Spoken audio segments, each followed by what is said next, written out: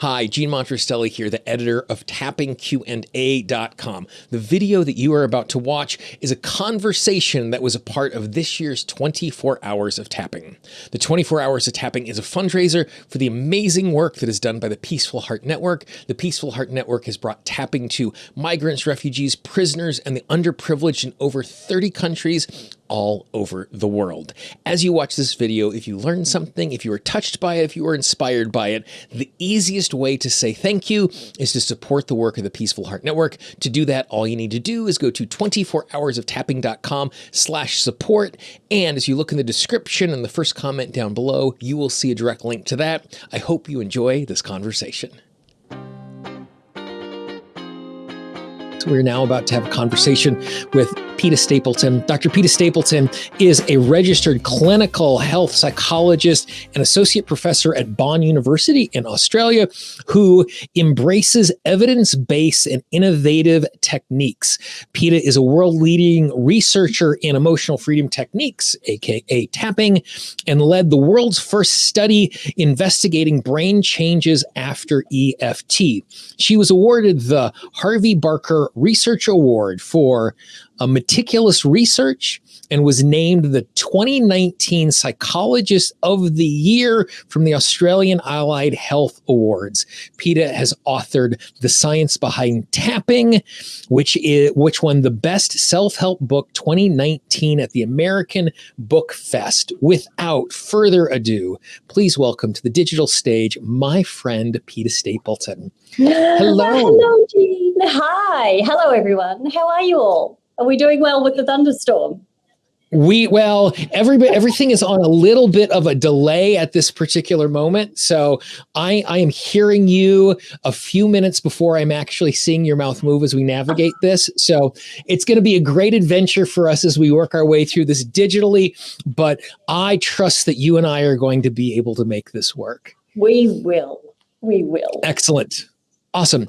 So I guess the jumping off point for a lot of the conversations that I have been having, just because I think this is the interesting and fascinating bit of all of this, is what got you interested in thinking about memory and EFT and how all of that works together? Is it because you had access to this functional MRI and you're getting a chance to peer into brains, or like how did you end up in a spot where this is something that was appealing to you? No, not at all. So I read a book. I actually read a book which was called, and I absolutely recommend everyone read this, Moonwalking with Einstein. That's the book. So I read this book and went, oh, wow, it was about the US American Memory Championships. And I just read it out of interest and went, oh, how fabulous. They learn all these techniques. But as I was reading it, I realized how much I had been using tapping for memory recall, teaching my students in exams. And I'm like, oh, there's a missing element here in what these memory champions use in terms of they don't know tapping. So then, of course, 2020 happened and we went into a worldwide kind of crisis and we had a lot of time on our hands. So after I'd read that book and I had quiet time at home, I actually wrote my book. So I wrote the book about using EFT tapping for memory, but it really was triggered by that moonwalking with Einstein. And so then as you leaned into that, like all good things, like a good research experiment starts with an interesting question.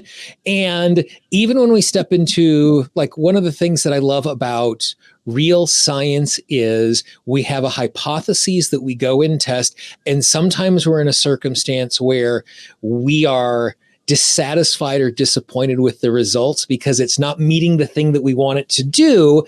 But that's why it's science. Science is the thing where we're testing and we're learning and we're trying to understand in a deeper way. So you started from this interesting thing going, oh my gosh, there are people who are trying to memorize things and it is a skill, and they're not using this thing that we know enhances performance in multiple ways. So once you kind of leaned into that, then what was the process? How did it unfold from there?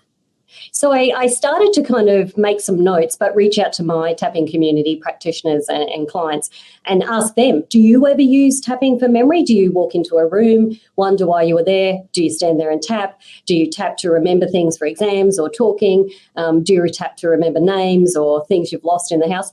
And lo and behold, all these people started to send me these cases and started to say, yeah, use it all the time. So I knew, here's my field research, I knew that people were using it in this capacity. And I thought, oh, wow, it just hasn't been brought together and shared, I guess, as, hey, here's a tool, maybe you could apply it in this area. And hence the book kind of, had a mind of its own and practically wrote itself. And so one of the things that, like, anytime I'm around a group of high school students and I want to introduce them to tapping, but I want to do it in a way that is simple and as easy as possible, I say, when you sit down to take a test or you give up to get a presentation and your mind goes completely blank, did you know if you thump on your chest in this particular way, the blood vessels open up in your brain and oxygen goes back and you can remember again? And like, oh yeah, that's awesome. So that's that's a circumstance where what we're doing is we're changing the resource state of the body. And that's not making me memorize something better. That is not improving my memory. That is just resourcing me in the moment. I have a feeling that what we're talking about here is something that is different than that. We're not talking about just like having the brain fully online because I am okay, but instead being in a circumstance where something is changing. Like, what did you discover when it came to thinking about memory and tapping in that particular piece of it? Yeah, so you're right. We've got those elements that biologically and biochemistry things do happen when we tap. So the one thing we know is if you are particularly stressed and you can't remember something, or say I've got cases in the book where people lost things that were important in the home, not just your car keys, but other things. But the stress component in the brain taking over the frontal kind of cortex there, if you can tap lower cortisol, that stress hormone, most of these cases actually found that the moment they came into that calm space, they remembered where, or they got an idea of, hey, look in that coat pocket, that was the jacket you were wearing last time, that type of thing. But it extends further, I think, for memory, because we've actually had research done on memory loss disorders, so dementia, Alzheimer's, and they're published papers. So studies have been done on other elements that impact memory, such as sleep. So dementia patients that have sleep issues due to melatonin, sundowners effect, actually respond really positively to tapping, even though they might have dementia, a memory loss disorder. We know too much sugar, high blood pressure, not sleeping well, stress, all those things actually can be impacted by tapping and improve your memory. So we've kind of got memory sitting here at kind of the spoke of the wheel, but then all these arms that come off it that potentially tapping can actually have an impact on, and that actually leads to improved memory. So what it sounds like you're saying then is that memory is a function that is impacted by everything that's going on in my environment and in my body. And if I'm changing the things that are impacting my body and my resource state and my environment, then my brain starts acting in a more optimal way. Am I hearing that correctly? You absolutely are, and that means you'll remember people's names when you meet them. You might easily learn a second language, or you might actually be able to remember where you hid grandma's necklace, that kind of thing. So you're absolutely right. So because I know we have a shared history, does it also work if I'm tapping on my collarbone and I go, Tony, look around, something's lost and it can't be found? Do you know? There's a case in the book which is just beautiful. So a client actually submitted this. A grandma was at home with her 12-year-old, I think she's 11 or 12, granddaughter, and the granddaughter had lost her mobile phone in the house somewhere, and they couldn't find it, and they couldn't kind of ping it to find out where it was. So the granddaughter knew tapping, and she said, Grandma, can we do a bit of tapping? I don't know where I put my phone and I'm always losing things. So that was a bit of a thing. And so they started just tapping on, I always lose things, I've lost my phone. And then the granddaughter said, why don't I tap like I'm the phone? And she started to say things like, I'm the phone, where am I? Where am I lost? Where am I hiding? And I'm not joking. The little girl actually remembered within about 15 minutes where she'd put the phone. But she was so creative in that moment. She started to be the phone and just started to call to herself through her tapping. It's such a great story. Personify it and lean into it in that way. That's right. So the initial list of things that you gave me in that spoke were not primarily, but a lot to do with more adult life as we are navigating things in this particular way. What did you find, or did you have an opportunity to spend time with teens, with adolescents, with grade school age kids, doing anything with the tapping and the memory? Because at that age, just because of the nature, particularly of Western education, it is so specifically geared around the sense of memory. And then we're like, when my memory is bad, I now add the complicating factors of I'm bad at school. I'm going to let down parents. I'm going to let my friends down. I have no future. Like it then creates this cascading effect. What did you find working with younger people in this particular arena as you were thinking about this? Yeah, two things are coming to mind. So we've done lots and lots of work over years in school systems, and you're right, from the little preschool kind of 4.5 years of age right through. And on one hand, teaching parents that have got younger children that are learning times tables, because you're right, rote learning, memorizing, what letters mean what, and then how to spell, that type of thing. We're encouraging them to use tapping in that process. And again, tappy bears can be part of that to make it creative, where if they're staying calmer in the moment, and they're just even tapping collarbone while they're learning the times tables or they're learning the alphabet or the words, it seems to have a better processing issue in the brain. So it's like the brain can more easily absorb it because they're not getting stressed and heightened in that, I can't remember it, that type of thing. So we've got, on one hand there, our teens, of course, we've always taught them, including college students at university, how to use tapping to remember what you studied for the exam while you're learning a speech. So tapping while you're actually learning it, even if you're rehearsing it, to keep yourself calm, because it's going to move into that short-term, long-term memory more easily when there's no stress present. So tapping at the same time. And we even have cases of musical instruments. So people have these, limiting beliefs. You just mentioned some of them, that now I didn't get that right, I'm no good at all these things. But tapping for musical instrument learning or second languages. And I think the second part of what I was going to mention is this whole belief system. And I think that's what responds really well in EFT, but for memory. We form stories about our memory. So in the book, I have a bunch say, hey, list off these ones, tick if you believe these. People go, I'm hopeless remembering people's names. I have such a poor memory. I have a memory like a sieve. I never remember. So we tell ourselves these stories, but all of those limiting beliefs are absolutely amenable to change with tapping. And what you're bumping into there, and I think this is something like that, it's just becoming more and more clear to me that there is a difference between a belief about a moment and a belief about my state. And it's really, really different. And the place that I originally bumped into this was the difference between guilt and shame. Shame is I am bad. Guilt, I did bad. There's a difference between, I can't remember that person's name, and I have the memory of a sieve.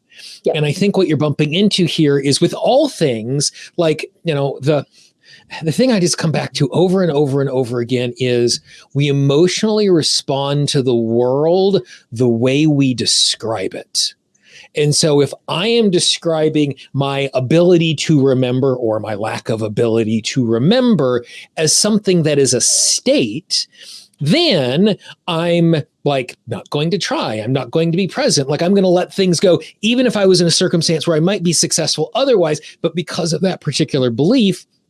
So when we're doing that, is there a particular approach that you are taking when you're thinking in those terms around memory, or is it just client to client, I'm listening to the way someone describes their experience, and then we're going to tap in response to that? Yeah, so it probably is more that kind of setting where we are listening as practitioners or therapists to what's coming. Is this a big global story? So we talk in terms of tabletops and table legs in the EFT world. Is this a big global behavior that they're telling us? So they're your giveaways. It never, those big statements are going to tell me this is more a life story than it is, hey, I really stuffed up that one speech because I forgot what it was, that whole paragraph. So that's more a singular event. So it is about what are we doing here? Are we absolutely generalizing some sort of belief, or is it, no, just in that one moment I couldn't remember something, but normally I'm okay. What is the story? And then we can go in and target, and whether or not we're using many EFT techniques or we're actually processing kind of feeder events and where they came from back in childhood, could be different person to person. And so as you're doing this and you're thinking about that particular piece of it, how much of the stories from childhood are things that were showing up and doing this work that then once you're able to transform an experience or a belief from the past, that it wasn't just about, in this moment I'm going to learn better, but it's almost like I have up-leveled my ability to do that particular thing because there's not like this anchor that is around my leg that I'm carrying with me because I was told, I believe, this was the experience, everybody pointed and laughed, whatever that looked like as we were kids. Yeah, I think, the older we are, so more decades we've had here, I think the more likely we're going to have those stories. So if we're 15-year-old sitting in front of me and, we're doing some of the same stuff that you just mentioned, and they might be just using, there's not as many layers, there's not as many stories, and there might only be one event that really happened and whether it was significant or not. But a 55-year-old sitting in front of me with all those decades of those layers, there's a fair chance that I am going to find back in childhood and teenage years things that were set up about those stories, that what they've formed about themselves and what they've then just played out in repetition. And confirmation bias looked for evidence. Of course, we all look for evidence to confirm our beliefs so we don't feel mad and then go, see, I told you, that's why. That never happens for me. I always forget. I can never remember. I have a memory like a sieve, that kind of thing. And so I just real quickly, I want to define the term confirmation bias for everybody if they're not familiar with it. Basically, confirmation bias is not seeing as believing, but we see what we believe.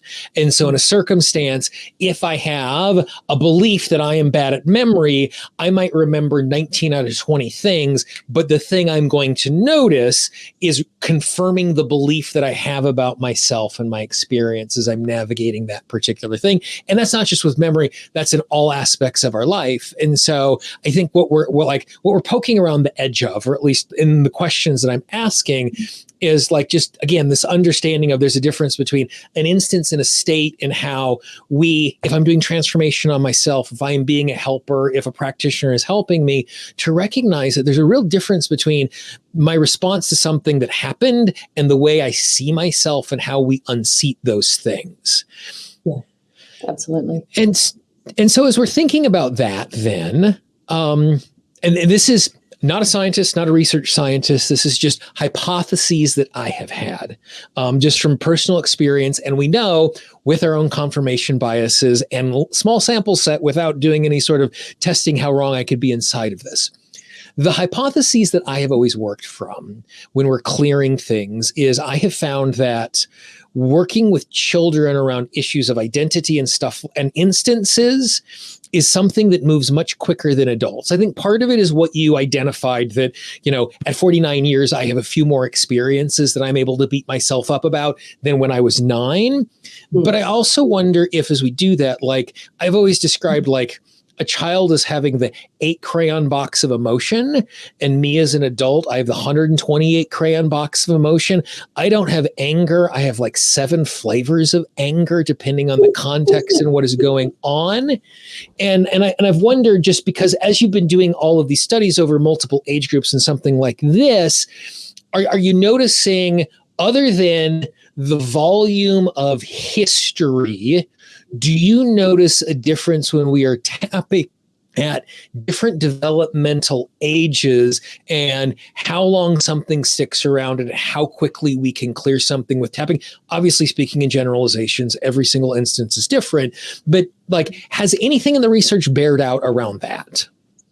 Yeah, look, there's stuff emerging, and particularly I know our next speaker in the lineup is going to talk to this topic around adverse childhood experiences and the link to memory formation and development. So we do know in the first 18 years of life, the more we've had significant negative experiences occur to us, and, that's often to us because we're a child, the more that impacts whether memory can develop fully, because if we've got an underdeveloped memory that actually it doesn't do well moving something from short-term to long-term memory or even making sense, that sticks with us for life. So that goes into adulthood. So that's actually a really significant impact. And really the first 2 decades, 20 years of life, what happens to us in that's very negative will actually impact the formation of the physical memory.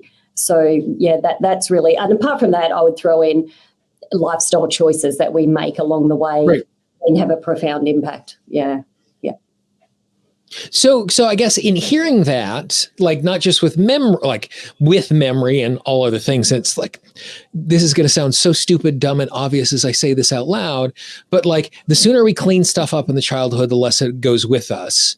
Like that's true for the emotional stuff. But what it sounds like you're saying is also like the sooner we can take care of things in childhood and adolescence, the less impact it's going to have on, and I apologize for my less than technical vocabulary here, but like the actual brain structure and the functionality of the brain, that these early experiences aren't just imprinting on me and teaching me how the world works. It's actually impacting me physically and how my brain is turning into a functioning organ that allows me to navigate the world.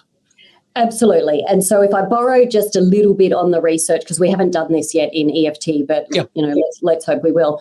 We know that the brain can recover. So it's neuroplastic. So yes, clean up all the childhood stuff as soon as we can. And maybe even, our kids and our teens are tapping as they go in the generations yet to come, so that stuff gets done parallel to when it's happening. The brain has the ability to, grow in size, to shrink in size. So we want our amygdala to be smaller, but perhaps the hippocampus memory center to be larger. We have the ability to have grey matter expand, which helps us, cope. We have the frontal lobe that has the ability to come online and actually develop, even if we're 50 years of age, if we're doing that cleanup, exactly that you said. So the brain is amazing. We know that we can absolutely stunt it, but we can heal it. We can repair it. So I don't think what you said was non-technical at all, Jean. It was fabulous. Excellent. Very good. I will take the gold star and I will put it on the refrigerator next to my name on the next break. So then let's go to the opposite end of the lifetime experience, as we're in an experience where as we age, as we break down, we start to experience things like dementia and stuff like that. Were you able to do any research in the area of these things that, like, it's not just like I have a bad memory, but like it's something that is deteriorating over time? My ability to not just like remember, but understand and have grasp of what is going on inside of all of that. Did you bump into or get an opportunity to do anything around that?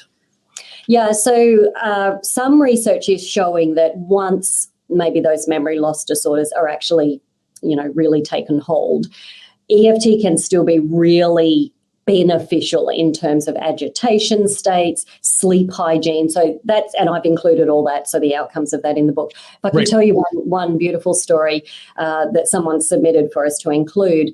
A woman was going to a hospice to visit her mother who had Alzheimer's. Mum could no longer remember her, but she used to go and tap on her mother. So that was just to help calm her down and things like that, to the point where even though Mum couldn't remember her anymore, she used to say to the nurses, "When's that lady coming back that's got the healing hands?" So like she made a connection. She knew this woman was helping her feel better. It was her daughter. So we've got that. So there's this kind of, area, if you like. But parallel in this other research, and this is on anyone wants to know my wish list for research, is the meditation research that's showing you can grow telomeres, so the end of your DNA that is your biomarker of aging, so it looks like a little end of a shoelace, you can increase the amount of telomerase, the enzyme in there. And what we know is the shorter your telomere, the more likely you're going to get a memory loss disorder. So if you can keep your telomeres long, and meditation, mindfulness, has actually been shown to do that. And so my wish list is that we can actually start to see if EFT has that, tapping has that ability as well. So I've got that on the vision board there, that I think that's going to be part of that answer. If you can easily get a blood test and know how long and short my telomeres are, but there's a definitive length associated with memory loss disorders.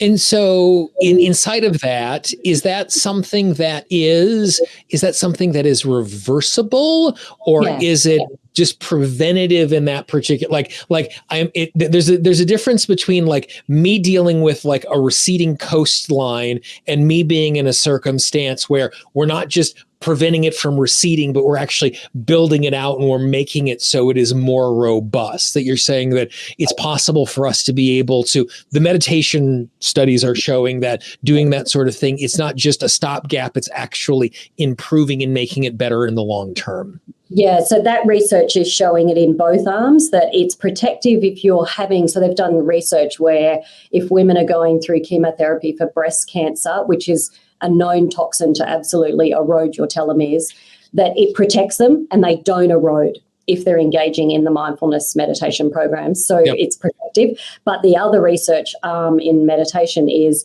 you can be in a non-chronic health state, do the meditation and grow. So let's build out that coastline so that we're actually improving, so that we're more protected. So it appears to do both in that field. And to be honest, don't tell anyone, but tapping's got to be a bit better than meditation, doesn't it? but just between you and me, we're going to agree on that particular fact. So there you go. And just out of curiosity, again, if we're going to make the assumption that tapping is equal to, if not better than, what was with the meditation stuff that was impacting long-term memory? Like, was it something like, what was the timeline of the person participating in the mindful practice? Like, how long did it have to be before it was showing not just progress, but useful? Like, you might say significant as a scientist. I'm going to say useful because I only want things that are useful. Like, what was required in order for there to be useful progress inside of that? Only about an 8-week program. So all of the programs, so only about 8 weeks. So whilst they might have kind of been encouraged to listen, they just had to listen to the tracks once a week, that kind of thing, only about 8 weeks. And the telomerase, the blood enzyme for telomeres, was already either growing longer or being protected if they were going through chemo. So these are not lengthy programs. Even Dawson Church's research on eco-meditation, so that meditation that includes tapping, we've done an MRI study for him on that technique. Only 4 weeks of that, listening to it once a day, 22 minutes, made novice meditators, and it's got tapping in it, look like 10,000-hour experienced meditators at a brain level. So 4 weeks. Wow. 4 weeks. And just press play and sit there and listen to it. So talk about, there's not much willpower needed here to do these things. Yeah, I just need to stop my morning for 22 minutes. I might even be able to do that. Yes. So one of the things that whenever you dive into something in a comprehensive way like this, where we're doing actual grounded research in something like this, you're inevitably going to bump into things that are unexpected and surprising. I know as a skilled long-term research scientist, you do as well as you can to put your biases and your hopes aside in that particular process. What surprised you? What delighted you? What disappointed you based on, because you're like, you go into this hopeful, like I can't imagine you don't do a research study unless you are hopeful and trying to find a better way forward for us that we can learn stuff. So it's not just like anecdotally, this is good. You're able to say, hey, we actually have something in a significant manner, this. So what were the things that kind of took you by surprise in the process? Probably the wide range of applications of tapping. Like, I'm never kind of, just taking things for granted, but not only in the memory space, but even all those spokes on the wheel. So that was kind of one. I probably knew that coming in, going, there's a lot here that people don't realize has an impact. So that's fabulous. I'm always, and we've just finished, a couple of other MRI studies with tapping. I'm always not surprised. I'm hopeful. So you use that word. I'm hopeful. We see the outcomes in the self-report questionnaire. So we give people fill out our surveys and tell us how you feel now, that kind of thing. But when an MRI shows the same thing that they're saying, we just always kind of, it's a surprise moment, because we're like, we know they're telling us, but will the brain show us after 6 weeks, just 8 weeks of an EFT program? Will the brain show us the change? So my neuropsychologist is down the hallway from me at work, and he's not in the EFT world, but it's quite funny when he comes running down the hall going, it worked, because he's got the brain scans. And I'm like, yes. So we're always kind of like, we hope it works. It's like, will the brain show us anything? And that's probably the surprise, 6 weeks, once a week of tapping for 2 hours, 6 weeks only, massive brain changes and things like that. So I'm surprised. I shouldn't be, but I'm surprised the brain is able to change that quickly. And we've done 6 and 12-month follow-up in some of our recent studies, and I get emails saying, I forgot I was in your trial because I don't have that issue anymore. I completely forgot till I got your email. So then we're seeing that neurological shift. And I just sort of sit back and go, this is why we do what we do, because truly people's lives are changed. Yeah. And as you say that, like, I'm still surprised, like, working with clients almost daily for 15 years, there are times that I get off of a Zoom call and I'm like, really? This is what we're doing. We're slapping on our face, and these are the results that we're giving. Like, I think that I might have less energy and less zest for the work if I wasn't surprised by the way that we're doing this stuff. And so the fact that, like, you're still in a circumstance where research is surprising you and there's still exciting things inside of that, I think that bodes well for you in the future in the work that you're doing, because, like, not everybody in the world is this way, but you and me have something in common where we can look at a spreadsheet and go, ooh, spreadsheet numbers. Let's go. Let's figure out what's here. Let's put it in a yeah, because what you said is super, super important. That what you're doing here is this isn't research for the sake of knowledge. This is research for the sake of finding useful tools that are going to make a difference for the people that we have an opportunity to interact with. And I think that that's just something that is, like, the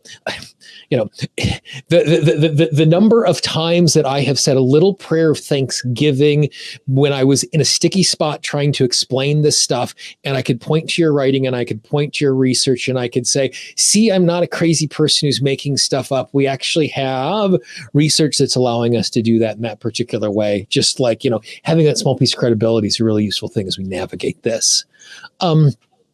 In the few minutes that we have left before we transition on to the next stage of stuff, would you be willing to demonstrate? Would you be willing to lead? Would you be willing to show kind of like, someone who's hearing all of this going, oh, this is what's going on in my life, just some simple tapping that we can do or could do in a regular fashion to help us to just, be better at all of this? Because, when I remember things, I am less likely to beat myself up. When I remember things, I'm more likely to make better choices because I have all the information. So anything you could provide us would be awesome. Yeah, and if everyone listening either live or on our recording, I've got a question in the book, and so I'm going to ask Jean to answer this question now, and then I'll show you. Let's just start with this. So we'll just come in from, and we'll just, we would see where does this take us. So if Jean, if I said to you, I've got this sentence, and I want you to fill in the blank, and the sentence is, I believe I have a blank memory, and the blank is you fill in the word. Give me a descriptive word. I believe I have a what memory? Yeah. So I believe I actually have an above average memory. Ooh, so that's okay. We can work with that. But if anyone listening, if you kind of put a different word in there, that's okay. So if I said to Jean, okay, above average, great. And actually, Pete, I actually have a way that we can go into this Yeah. because my memory is really, really good when I hear things. My memory is really, really bad when I read things. Okay, And so let's go with if I were to complete that sentence with, when it comes to reading things, I have a poor memory. That is something yeah. Great. Because if someone did say to me where I was going to take you anyway was to go, okay, well, you've got an above average memory, but why don't you have a fantastic memory? So you could go that way. I go, well, how come we're not the next level? But let's go with that one. When I'm reading, I believe I have a poor memory. So if I say, look, how much do you believe that? If 10 was like absolute belief, 0 would be, no, I don't really believe that at all. What number comes to mind? 8.5. 8.5. So here we go, everyone. We're just going to treat this like a belief, and we're just going to see. We're obviously not going to finish it, but if anything comes to mind, Jean might be able to sort of take that through. So, Jean, do you want to be my echo and tap after me? 100%. Yep. And just so you know, Peta, because of the way my video is at this particular moment, the visual and the audio are off a little bit. So if you could tell me the tapping point you're on, that will be useful. Yes. Fantastic. So side of the hand, and if you just repeat after me, even though I believe, when I'm reading, I have a poor memory. I accept this is what I believe. Even though I believe I have a poor memory.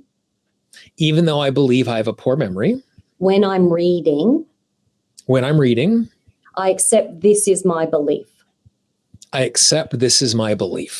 Even though I believe I have a poor memory when I'm reading.